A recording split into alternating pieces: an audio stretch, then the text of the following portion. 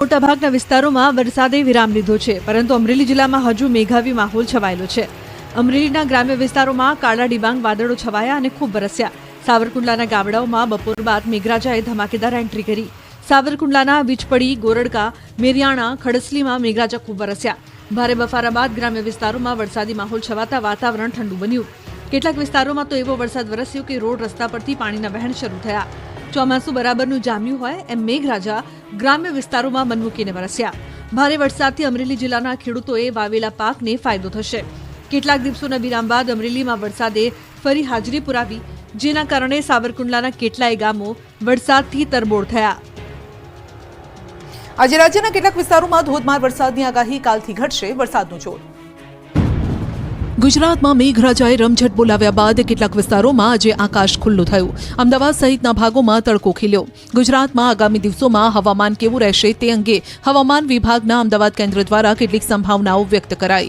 ગુજરાતની નજીકથી વરસાદ આપનારી સિસ્ટમ પસાર થઈ રહી હોવાથી અસર રાજ્યમાં દેખાઈ રહી છે. રાજ્યમાં આજે કેટલાક જિલ્લામાં ભારે વરસાદની પણ આગાહી છે. આગામી 5 દિવસ સૌરાષ્ટ્ર કચ્છ સિવાયના વિસ્તારોમાં હળવાથી સામાન્ય વરસાદ થશે. 5 दिनों के लिए गुजरात स्टेट के सारे डिस्ट्रिक्ट कवर हैं, जिसमें लाइट टू मॉडरेट रेन का पूर्वानुमान है. और आज वार्निंग की बात करेंगे तो आज के लिए साबरकांठा, अरावली, दाहोद, महिसागर, वलसाड़, दमन और दादरा नगर हवेली के लिए हैवी रेनफॉल की वार्निंग है. और इसके बाद जो आने वाले दिन हैं, आने वाले 5 दिन, उसमें लाइट टू मॉडरेट रेन का पूर्वानुमान है. બીકાનેરથી પસાર થતા મોન્સૂન ટ્રફના કારણે રાજ્યમાં વરસાદી માહોલ સર્જાયો છે. મહત્વનું છે કે રાજ્યમાં સામાન્ય વરસાદ કરતાં 51% વધુ વરસાદ નોંધાઈ ચૂક્યો છે અને હવે વરસાદની સિસ્ટમ ન હોવાના કારણે રવિવારથી વરસાદનું જોર ઘટશે. ઉપરવાસમાં પડેલા વરસાદથી ભાવનગરનો ડેમ ઓવરફ્લો થયો. 10 ગામ એલર્ટ પર. કેટલાક દિવસથી ભાવનગર પંથકમાં મેઘરાજાએ અડ્ડો જમાવ્યો છે. ધોધમાર વરસાદ ખાબકતા ડેમ ઓવરફ્લો થયા. મહુવાના થોરાડા ગામ નજીક રોજકી ડેમ ઓવરફ્લો થયો. ઉપરવાસમાં પડેલ સારા વરસાદને લઈ ડેમ ઓવરફ્લો થયો. રોજકી ડેમ નજીકના 10 ગામોને એલર્ટ કરાયા. તંત્રએ કાંઠા વિસ્તારમાં કોઈને અવરજવર ન કરવા સૂચના આપી. થોરાડા, ગોરસ, સંગણિયા, લખુપુરા, કુંભણ સહિતના ગામોને એલર્ટ કરાયા. આ તરફ વડોદરાના શેરખી, રાણીયા, તલાવડી પાસેના રોડનું પુરાણ ધોવાયું છે. રોડ નીચે ધોવાણ થતા વાહન ચાલકોને મોટા અકસ્માતની ચિંતા સતાવી રહી છે. કોન્ટ્રાક્ટરની બેદરકારી વાહન ચાલકોએ ભોગવવી પડે તેવી સ્થિતિ છે. સ્થાનિકોએ રોષ વ્યક્ત કરતા કહ્યું છે કે અમારા ગામનો કોઈ માલિક જ નથી. તલાટી ક્યારેય આ વિસ્તારમાં આવતા નથી. સ્થાનિકોએ કહ્યું કે અગાઉ વરસાદ પડ્યો ત્યારે ફોટો સાથે રજૂઆત કરી હતી, છતાં કોઈ કામગીરી નથી કરાઈ. આકાશી આફત હજુ ગઈ નથી અને પાટણના ખેતરોમાં હજુ પણ જળબંબાકાર. પાટણ જિલ્લામાં સતત પડી રહેલા અવિરત વરસાદે ખેડૂતોના હાલ બેહાલ કરી નાખ્યા. પરંતુ વરસાદના વિરામ બાદ પણ ખેડૂતોને શાંતિ નથી. પાટણ જિલ્લાના ખેતરો હજુ પણ પાણીમાં ગરકાવ છે. જ્યાં જુઓ ત્યાં પાણી જ પાણી છે. ખેતરોની જમીન પર પાણીએ પહેરો જમાવી દીધો છે. ખેડૂતોનો તમામ ખર્ચ અને મહેનત આફતરૂપી વરસાદના કારણે નિષ્ફળ જાય તેવી ભીતિ છે. વરસાદે વિરામ લેતા ખેડૂતો ખેતરે પહોંચ્યા તો પોતાના જ ખેતરો શોધવા મુશ્કેલ પડે એટલી હદે પાણી ભરાયા છે. સમી તાલુકામાં અવિરત વરસાદે તારાજી સર્જી છે અને ખેડૂતોના હાલ બેહાલ કરી નાખ્યા. સમી તાલુકામાં અત્યાર સુધી સિઝનનો 21 ઇંચ વરસાદ ખાબકી ચૂક્યો છે. વરસાદી કહેરના કારણે તમામ પાકો પાણીમાં ડૂબી ગયા હોય એવા દ્રશ્યો સામે આવ્યા. ખેડૂતોની મહેનત પાણીમાં સમાણી હોય એવો ઘાટ ઘડાયો. સમી તાલુકામાં 49,000 હેક્ટરમાં ખેડૂતોએ દિવેલા, કપાસ, અડદ, મગફળી, ઘાસચારો સહિતના પાકોનું વાવેતર કર્યું. પરંતુ આકાશમાંથી એવી આફત ત્રાટકી કે ખેતરોના ખેતરો તબાહ થઈ ગયા, જેથી ખેડૂતોએ તંત્ર પાસે સહાયની ગુહાર લગાવી છે. આણંદના પેટલાદ તાલુકાના ગ્રામ્ય વિસ્તારમાં વરસાદના વિરામ બાદ પણ પાણી નથી ઓસર્યા. તાજેતરમાં 8 દિવસ અગાઉ પડેલા વરસાદે તબાહી મચાવી છે. પેટલાદ તાલુકાના નાર, પંડોળી, આમોદ અને ભાણાજ સહિતના ગામમાં ખેતરો હજુ પણ પાણીથી તરબોળ છે. ખેતરોમાં ડાંગરના પાક પર વરસાદી પાણી ફરી વળ્યા છે. ધરતીપુત્રોને મોટું આર્થિક નુકસાન વેઠવું પડે છે. આમોદ ગામનું તળાવ તૂટતા ગામ બેટમાં ફેરવાયું છે. ખેડૂતોના પાકનો નાશ થયો છે. આમોદ ગામના રોડ રસ્તા પર વરસાદી પાણી ફરી વળ્યા છે. ખેડૂતોએ સરકાર પાસે સહાયની માંગ કરી છે.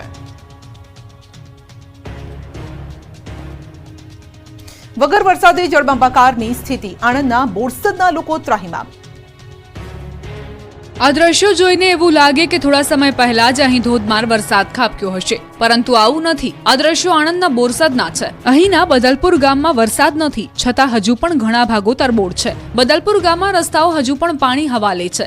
ભારે વરસાદ વરસ્યાને 10 દિવસ થયા છતાં અહીં પાણી ઓસર્યા નથી. ગામના મુખ્ય માર્ગો ઉપર હજુ પણ 1.5 ફૂટ પાણી ભરેલા છે. વાહન ચાલકો તો પરેશાન છે જ, સાથોસાથ શાળાએ જતા વિદ્યાર્થીઓ પણ ભારે હાલાકીમાં છે. ગામનો મુખ્ય કાંસ પુરાઈ જતા પાણી ભરાવાની સમસ્યા સર્જાઈ હોવાનું સ્થાનિકો જણાવી રહ્યા છે.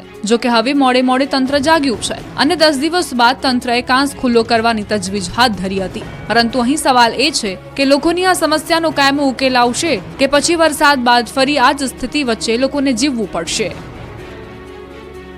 વરસાદ ન હોવા છતાં રસ્તા પર પડેલા ભૂવાથી અમદાવાદીઓ પરેશાન. પારસનગરમાં 2 ભૂવા પડ્યા.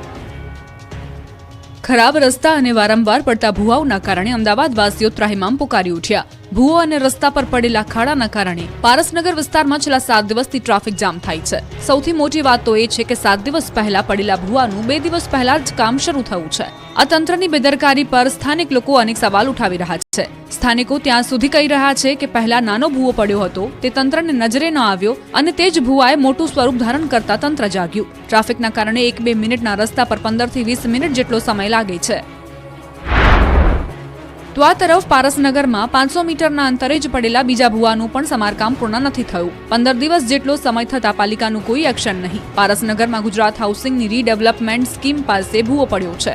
ભૂવો પડતા બંને બાજુ પતરા મારી રોડ બંધ કરી દેવાતા સ્થાનિકને ભારે હાલાકી પડી રહી છે. આસપાસની 7 સોસાયટીના 8,000 થી વધુ લોકોને હાલાકી ભોગવવાનો વારો આવ્યો. તંત્રની આળસ જોઈને તો એવું લાગી રહ્યું છે કે શું તેઓ આનાથી પણ મોટો ભૂવો પડવાની રાહ જોઈ રહ્યા છે કે પછી કોઈ મોટી દુર્ઘટનાની. ડીસાના કંસારી ગામના લોકો પાણીથી પરેશાન. વિદ્યાર્થીઓ અને પશુપાલકોની મુશ્કેલી વધી. વરસાદ આવ્યો ત્યારે પણ મુશ્કેલી અને હવે બંધ રહ્યો ત્યારે પણ મુશ્કેલી. બનાસકાંઠા જિલ્લામાં વરસાદ બાદ લોકો ભારે મુશ્કેલીમાં મુકાયા. ડીસામાં ભારે વરસાદથી રસ્તા પાણીમાં ગરકાવ થયા. વરસાદી પાણી ભરાતા ખેતરોથી ગામમાં જવામાં હાલાકી. રસ્તા બંધ થતા વિદ્યાર્થીઓ અને પશુપાલકો મુશ્કેલીમાં મુકાયા. પશુપાલકો માટે દૂધ ભરાવા જવું પણ મુશ્કેલ બન્યું છે.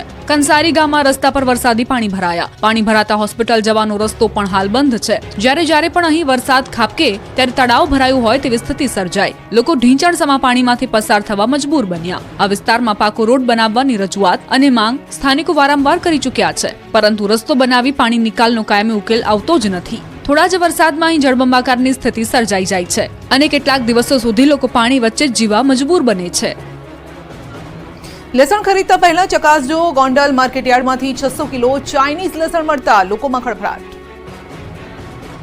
ચાઇનીઝ વસ્તુઓનું નામ પડતા જ લોકો સતર્ક થઈ જાય છે. આ વખતે તો તમારે વધારે સતર્ક રહેવું પડશે.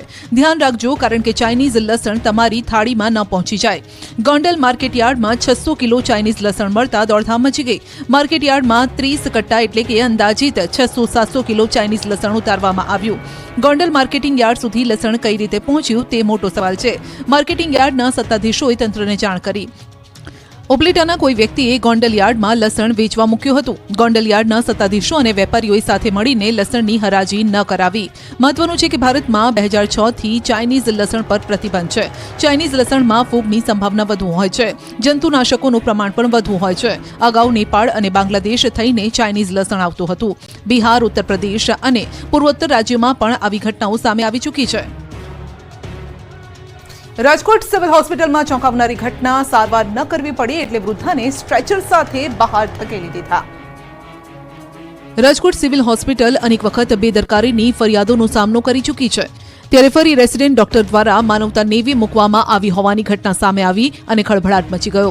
રાત્રે 10 વાગ્યાની આસપાસ 108 દ્વારા મવડી વિસ્તારમાં રહેતી 70 વર્ષીય વૃદ્ધાને સારવાર અર્થે સિવિલ હોસ્પિટલ ખસેડવામાં આવ્યા. ત્યારે આ વૃદ્ધા સાથે તેના કોઈ પણ સગા સંબંધી ન હોવાના કારણે હેલ્પ ડેસ્ક દ્વારા તેમને સિવિલ હોસ્પિટલ એડમિટ કરાયા. પ્રથમ ઇમરજન્સી વોર્ડ અને ત્યારબાદ તેમને અન્ય વોર્ડમાં દાખલ કરાયા. જોકે વહેલી સવારે 6 વાગ્યાની આસપાસ હેલ્પ ડેસ્કની ટીમ દ્વારા વૃદ્ધા બાબતે તપાસ કરવામાં આવતા વૃદ્ધા તેમના બેડ પર જોવા મળ્યા ન હતા. ત્યારબાદ સીસીટીવી ચેક કરવામાં આવ્યા, જેમાં સામે આવ્યું કે આ વૃદ્ધા પીએમ રૂમ પાસે સ્ટ્રેચરમાં પડેલા દેખાયા. આમ રાતભર 70 વર્ષીય વૃદ્ધ મહિલા ખુલ્લા આકાશ નીચે કણસતી હાલતમાં જોવા મળ્યા. સમગ્ર મામલે સિવિલ હોસ્પિટલના આરએમઓ દ્વારા તપાસ કરવામાં આવતા વૃદ્ધાની સારવાર ન કરવી પડે તે માટે પીએમ રૂમ પાસે સ્ટ્રેચરમાં લઈ જવાયા. મળતી માહિતી મુજબ વૃદ્ધાને હાથમાં સડો થઈ ગયો હતો, જેના કારણે સિવિલ હોસ્પિટલના સર્જિકલ વોર્ડમાં દાખલ કરાયા હતા. વડોદરાના લાડવાડામાં જર્જરિત હવેલીનો કાટમાળ પડ્યો અને બાજુના મકાન પર પડતા એકનું મોત. વડોદરા શહેરમાં અતિભારે વરસાદ બાદ અનેક નુકસાન સામે આવી રહ્યા છે. મોટાભાગના કાચા મકાન અને જર્જરિત મકાનો ધરાશાયી થયા હોવાના બનાવ બન્યા. લાડવાડા વિસ્તારમાં એક મકાન ધરાશાયી થતા અફરાતફરીનો માહોલ સર્જાયો. વર્ષો જૂનું મકાન અચાનક તૂટીને બાજુના મકાન પર પડતા ત્યાં રહેતા એક વ્યક્તિ અંદર ફસાયા હતા. આ ઘટનાની જાણ થતાં જ ફાયર બ્રિગેડે રેસ્ક્યુ હાથ ધર્યું હતું. જો કે ગંભીર ઈજા પહોંચતા તેમનું મૃત્યુ થયું છે.